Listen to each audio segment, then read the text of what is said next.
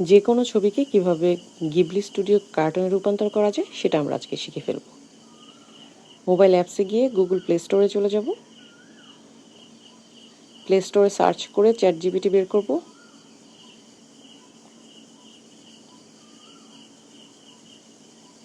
ChatGPT install করে নিব।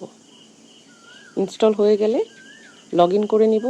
Log in করে প্লাস বাটনে ক্লিক করে ফটোস সিলেক্ট করে দিব। এরপর হচ্ছে গ্যালারিতে যেটা করতে চাই সেই ছবিটা সিলেক্ট করে দিলে ছবিটা যখন লোড হয়ে যাবে তারপর এখানে ক্যাপশনে লিখে দিব এই ছবিটা গিবলি স্টুডিওর কার্টুনের মতো করে দাও।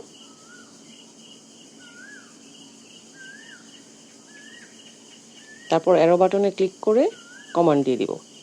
1 মিনিট অপেক্ষা করতে হবে। এর মধ্যে এটা আস্তে আস্তে আস্তে আস্তে লোড হতে থাকবে। এটাকে সময় দিতে হবে, ক্লোজ করা যাবে না।